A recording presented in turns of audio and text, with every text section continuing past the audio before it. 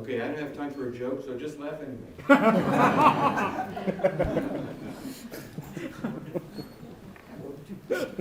Okay. I'm going to talk about the flat panel display industry and where China may be in it. I would love to have some Chinese collaborators because I did research on the United States, Western Europe, Japan, Korea, and Taiwan, and the Taiwanese province of China. And so now I need collaborators to study the Chinese phase.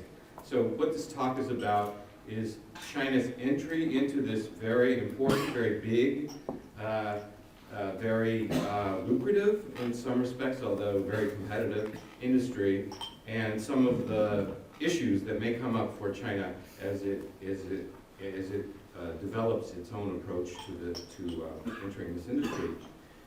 This is a big industry, so this is a chart about the total market for displays, which includes CRTs, cathode ray tubes, plasma displays, and all those things on the right side. You can see that liquid crystal displays have become the biggest part of the display industry. Although we now have these AM OLEDs, the active matrix organic light emitting diodes that you have in your smartphones. Those are important, and there are many commonalities between LCD technology and AM OLED. This shows you what the applications of the so-called TFT LCD, which is the biggest part of the LCD market, and you can see that TV is a growing part of the total market in terms of units, and more importantly is an increasing part of the revenues in the display market. And this is really relevant for China, partly because it has a big internal market. Actually, this is one way that China can develop its domestic market. It doesn't really have to because people want to buy these TVs. Turns out I have some statistics from Corning, China, which says that the installed base of televisions in China is 435 million sets, and compared to the US, 300 million. The total annual TV market in China is 46 million, whereas the total annual market in the US is 40 million. So you don't have to wait for China to overtake the US in the TV market. But the big difference is that only 13% of TVs in China are LCD TVs, whereas it's already 35%. Actually, I think it's higher now. So let me move on to that. So if we look at total world sales of TVs, that green stuff is LCD TVs, and they're taking over the TV market, basically. So plasma displays are growing a little bit, but not nearly as fast as LCD. And if we look at the share of flat panel TVs by country and region, you can see that Japan was the leader in terms of the switch over to flat panel TVs. That includes plasma and LCD. And North America, a little bit behind. Western Europe is actually closer to Japan than North America. But that, let's see, the China line is the orange, okay? So you see a very, very rapid increase in the share of the TV market that is now flat panels, and so hence, in other words, a lot of demand in China for this type of display, and consequently opportunities for Chinese firms to supply the demand. If we look at the production shares of TFT LCDs by location between 1993 and 2005, you see just the little black thing at the end there, that's the Chinese share of production, okay? So this is early days. I think it's gone up to about 8%, but the two leaders are still Korea and Taiwan, which is kind of an interesting thing. We see, if you included the US, it would have gone from 100% to 0 before the Japanese decline, but considerably before it. But basically, at the expense of Japan, Korea's and Taiwan's TFT LCD business has grown rapidly. Oh, I guess they do have the purple, purple for the U.S. Okay, so here are the major players. As of 2011, Sharp of Japan is still a very important firm, although obviously the Japanese share of the total market has gone down. Sharp and all the other Japanese firms have diversified out of what they call commodity displays for laptops and computer monitors, and they've focused in on the more high value added end of the display market, smaller unit numbers and higher profit margins. Korea, it's Samsung, LG, Philips, which is a joint venture between LG and the European company Philips. And then there's a joint venture between Sony and Samsung, which is also a big player in Korea. In Taiwan, we have AU Optronics, or AUO, Chimei Optoelectronics, CMO, Hanstar, Quanta Display, and Chunghwa Picture Tubes, also called CPT. In the US, there's no major manufacturer of TLCD. In China now, we have at least 4 firms entering the market: Beijing Orient Electronics, or BOE, Chenmao, which I guess is here, right? Shanghai. TCL Huaxing, and CEC Panda. I will talk about that a little bit more. I did want to talk about the fact that this is a generation-driven industry technologically. The mother glass, the glass on which you deposit displays, keeps getting bigger and bigger. We're now in generations 8 and 9. In generation 7, it was almost a 2 meter by 2 meter. Now they're just a little bit bigger. And the idea of having a bigger mother glass is to be able to make multiple displays. And in this case, if you're doing 50-inch LCD TVs, you want to have a really big mother glass to make multiple TV displays on. And I'll actually, well, okay, here's a generation 7 to 8 TFT plant. This is the LG plant in Paju in South Korea. This is what they look like. They're like, I consider them to be kind of like cathedrals. Factory cathedrals.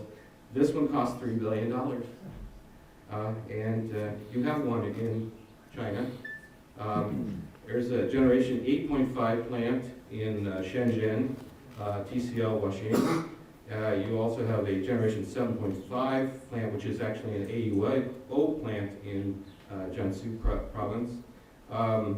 But the other Chinese plants are mostly earlier generation plants.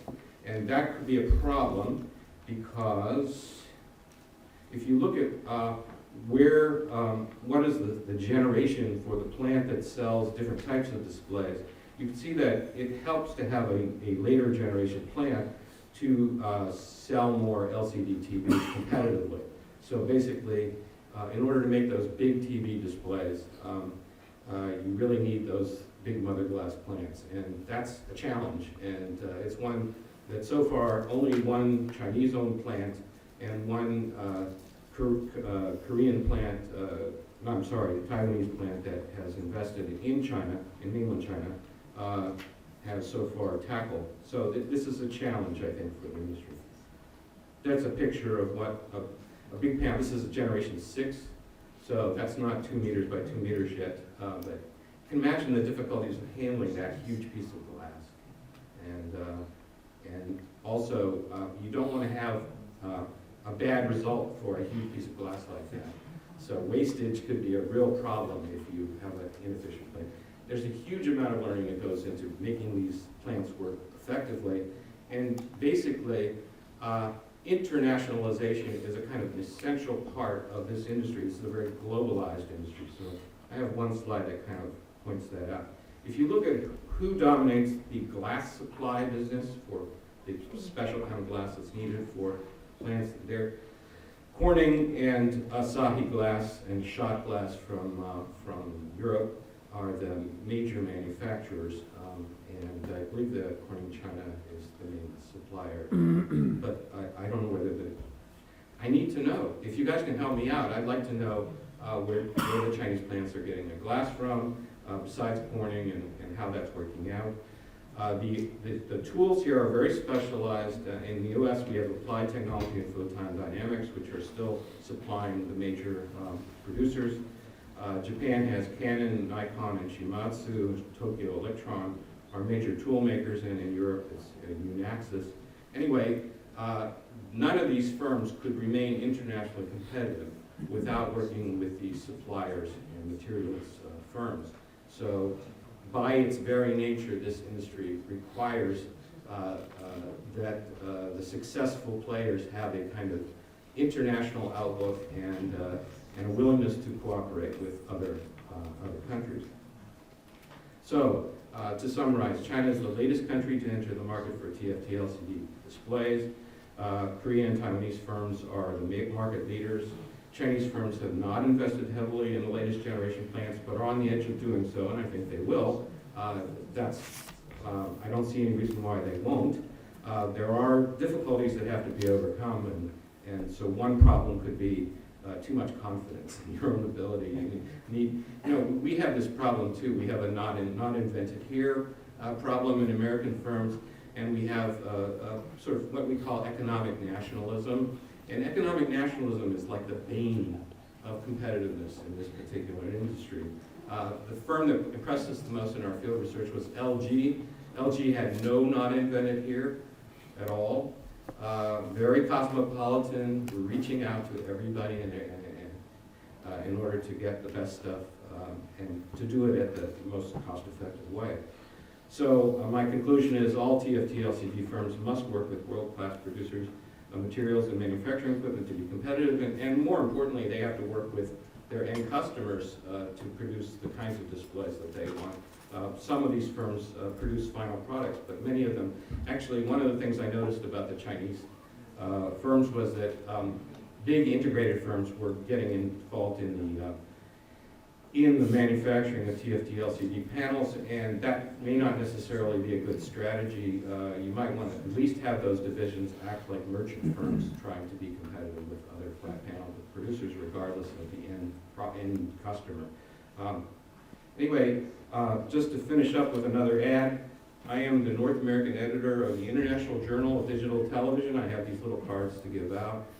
We need manuscripts. If anybody here is doing research on digital TV in China or anywhere else in the world, please send us manuscripts. And also, I'm on the editorial board of the Journal of Information Technology and Politics. And so if you're working in that area, I know somebody's doing something on digital divide. So again, I'm soliciting manuscripts. Thank you very much.